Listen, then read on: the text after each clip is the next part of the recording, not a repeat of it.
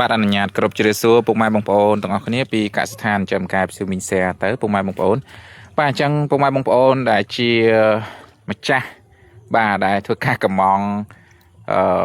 ចាប់ពីថ្ងៃនេះទៅបងប្អូនឆែកមើលសុខភាពកង្កែបទាំងអស់គ្នាបងប្អូនឥឡូវខ្ញុំហៅទីតាំងបងប្អូនទី1បងប្រុសនៅខាងបងស្រីនៅខាងព្រៃវែងបាទយើងរៀបចំចេញស្អែកចំនួន2500កូនបាទបងស្រីបានឃើញវីដេអូនេះហើយឆែកមើលសុខភាពទាំងអស់គ្នាបាទនេះគឺជាសុខភាពកង្កែបខ្ញុំអត់តដាក់ចំណីទេព្រោះស្អែកត្រូវចាប់ជូនបងអូខេស្តុកខាងនេះគឺជូនបងប្រុសនៅខាងខ្នល់តឹងកំពង់ចាមបាទចំនួន1500កូនຂະຫນាត VIP បាទហើយស្តុកនេះបាទយើងត្រៀមចេញទៅខាងកំពង់ឆ្នាំងបងប្អូនទាំងអស់គ្នាកំពង់ឆ្នាំងអធិស្ឋានកំពង់ចាមដូចគ្នាម្ដុំខ្នល់តឹងដូចគ្នាប៉ុន្តែຂະຫນាតធម្មតាទេបងស្រីគាត់នៅកូរ៉េហើយគាត់តំណាក់តំណងមកទិញឲ្យបងប្អូនគាត់ចិញ្ចឹមដូចជាប្អូនប្រុសណាគាត់មានកំងតង់ហើយនឹងចំណីទៅមួយឈុតដែរខ្ញុំដឹកដល់ទីតាំងបាទហើយយើងនៅស្តុកខាងនោះបងប្អូនបាទស្តុកខាងនោះហើយនឹងអូខេទៅមើលតិចអានេះកូនក្អុកយើងទៅញាស់បាន2ថ្ងៃ3ថ្ងៃបាទនេះសិតកូនក្អុកមួយអាង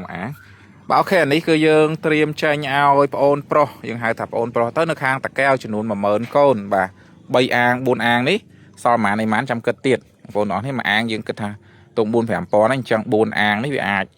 តុង10000ជាង20000ហើយអញ្ចឹងយើងត្រៀមជូនបងប្អូនប្រុសនៅខាងតាកែវណាខាងតាកែវដឹកដល់ទីតាំងដូចគ្នាស្តុក VIP នេះជូនបងប្រុសនៅខាងបាត់ដំបងបាទចំនួន5000កូនអូខេបងប្អូនអានេះចាប់ទៅផឹកមិញចាប់ផឹកមិញអស់ហើយបាទហើយអានេះគឺបាទអានេះគឺយើងត្រៀមទុកបងស្មាត់បងប្អូនទាំងគ្នាបាទនេះគឺទុកឲ្យបងស្មាត់អត់សូវដាក់ចំណីទេទុកឲ្យវាសាច់វាស្វិតបងស្មាត់គាត់មកចាប់រាល់ថ្ងៃមួយថ្ងៃ3 4 5នាក់មួយថ្ងៃ3 4 5នាក់អត់ខានទេហើយក្នុងម្នាក់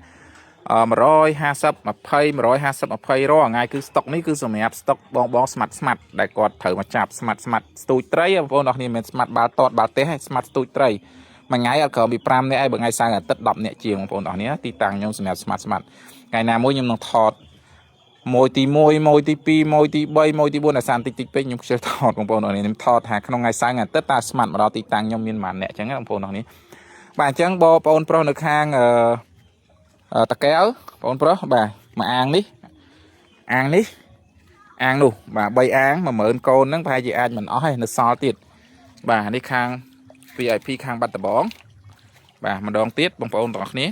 បាទសុខភាពអានេះបងប្រុសបងស្រីនៅខាងខ្នល់ព្រៃតតឹងកំពង់ចាមបាទហើយអានេះខាងបងស្រីនៅខាងព្រៃវែងបាទតង់កំងតង់ទៅមុនហើយឥឡូវត្រូវដាក់តង់ទៅថែមទៀតមួយឈុតទៀតខាងនេះបងប្រុសនៅខាងព្រៃតឹងដូចគ្នាកំពង់ចាមដូចគ្នាប៉ុន្តែខាងចកាលើຂະຫນាត VIP ដែរនេះណាຂະຫນាត VIP ដូចគ្នាអូខេបងប្អូនទាំងនេះអញ្ចឹងឆែកមើលសុខភាពរបស់នេះអូយើងនៅខាងនោះទៀតបងប្អូនអាងខាងនោះតែអាងខាងនោះវានៅស្ទើបងប្អូននៅស្ទើទេនៅ4អាងទៀតនៅ3អាងខាងនេះអស់ហើយបងប្អូនទាំងគ្នាបាទហើយបច្ចៈពាក់ព័ន្ធជាមួយនឹងសុខភាពគឺខ្ញុំធានាពុកម៉ែបងប្អូនខ្ញុំធានាចេញពីទីតាំងខ្ញុំទៅដល់ដៃពុកម៉ែបងប្អូនគឺសុខភាពល្អ 100% ទំហំស្អាតពុកម៉ែបងប្អូនអាចទិញដោយមានភាពជឿជាក់ទិញដោយមានទំនុកចិត្តហើយអ្វីដែលសំខាន់ជាងនឹងទៅទៀតពុកម៉ែបងប្អូនកុំព្រួយបារម្ភជាមួយនឹងទីផ្សារណាបាទគឺពុកម៉ែបងប្អូនកុំព្រួយបារម្ភថាចិញ្ចឹមឲ្យតិចអត់ទីផ្សារចិញ្ចឹមឲ្យអត់ដឹងលក់ទៅណាបងប្អូនដូចខ្ញុំបញ្ជាក់ទៀតបងប្អូនទិញកង្កែបពីទីតាំងខ្ញុំទៅពីកសិដ្ឋានខ្ញុំទៅខ្ញុំទទួលទិញសាច់វិញទាំងអស់អាស្រ័យទៅតាមចំនួនតិចច្រើនឆ្ងាយឬក៏ជិតបងប្អូនចិញ្ចឹមច្រើនគៀកដីត្រឹម100គីឡូចុះក្រោមចាប់ពី1តោនខ្ញុំទៅជួយចាប់យកមកដល់ទីតាំងហើយបើសិនជាបងប្អូនចិញ្ចឹមតិចបងប្អូនអាចដាក់កង់3ឬក៏លម្អអីដឹកមកដល់ទីតាំងបានបងប្អូនអរគ្នាដោយសារតែខ្ញុំបញ្ជាក់បងប្អូនណាយើងរៀងរវល់មួយការងារច្រើនហើយបើយើងដាក់ពេលទៅចាប់100គីឡូ50គីឡូវាអត់រួចប្រេងទេបងប្អូនអរគ្នាណាអត់រួចកម្លាំងពលកម្មទេអញ្ចឹងពុកម៉ែបងប្អូនអាចដាក់យកមកដល់ទីតាំងបានណាហើយសម្រាប់បងដែលគាត់ចិញ្ចឹមច្រើនរហូតដល់10000កូន20000កូន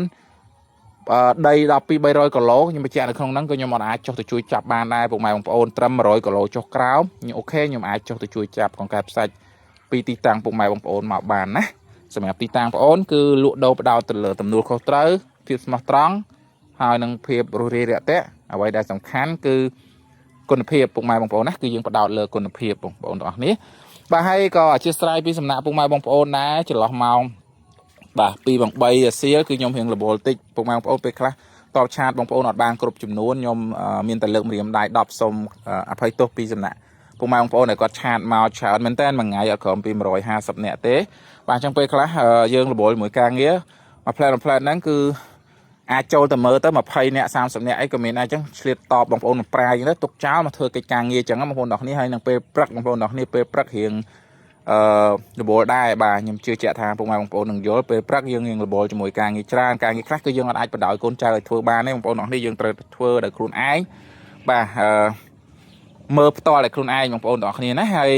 ពាក់ព័ន្ធជាមួយពេលយប់បងប្អូនទាំងគ្នាអធិស្ឋានផងដែរបាទដូចបញ្ជាក់អញ្ចឹងលើកម្រៀងដៃ10សូមអភ័យទោសពីសំណាក់ពុកម៉ែបងប្អូនចន្លោះម៉ោង9ម៉ោង10ពេលខ្លះខ្ញុំអាចនឹងផ្អាកក្នុងការតបឆាតពុកម៉ែបងប្អូនហើយប៉ុន្តែពេលព្រឹកអាចចន្លោះម៉ោង5ម៉ោង6ខ្ញុំឆ្លៀតតបឆាតបងប្អូនមកប្រាយណាអាចចន្លោះម៉ោង5ម៉ោង6ឬក៏ចាប់ផ្ដើមដល់អាងភ្លឺម៉ោង7 8ហ្នឹងគឺចាប់ផ្ដើមចាត់ចែងហើយត្រូវទៅណាទីតាំងណាហ្នឹងទៅគឺអាចទុកចោលចោលពីកន្លះម៉ោងទៅ1ម៉ោងអញ្ចឹងបានតបឆាតបងប្អូនទៀតបាទនៅតែអរគុណពីសំណាក់ពុកម៉ែបងប្អូនដែលតែងតែជឿទុកចិត្តគ្រប់គ្រងមកខាងកសិដ្ឋានប្អូនហើយมันមានអ្វីសំទោសទេមានតែលើកម្រៀងដៃ10រាល់ការតបឆាតជឿពីសំណាក់រូបខ្ញុំផ្ទាល់ប៉ុន្តែខ្ញុំនឹងព្យាយាម កែសម្រួលព្យាយាមកែលម្អនៅអ្វីដែលខ្ញុំខ្វះខាតបាទហើយខ្ញុំអរគុណខ្លាំងមែនទែនអរគុណច្រើនបាទដែលពុកម៉ែបងប្អូនតែងតែជឿទុកចិត្តឆាតមកបាទជារៀងរាល់ថ្ងៃបាទអញ្ចឹងมันមានអ្វីច្រើនទេពុកម៉ែបងប្អូនណាមានតែដូចនិយាយដែរគឺសុំទោសពីសំណាក់ពុកម៉ែបងប្អូនមិនថាខ្ញុំវាយរឹកអីទេប៉ុន្តែជាក់ស្ដែងគឺបងប្អូនឃើញស្រាប់ហើយបាទវាលបលមែនបងប្អូនណាបាទអញ្ចឹងអរគុណមែនតើហើយជូនពរពុកម៉ែបងប្អូនទាំងអស់គ្នាជួបប្រទះតែនឹងសេចក្តីសុខសំណាងល្អហេងចាំកែទៅចំណេញបានច្រើនពុកម៉ែបងប្អូនណាមានចងល់អីអាចឆាតសាកសួរព័ត៌មានបន្ថែមទៀតបានបាទអរគុណ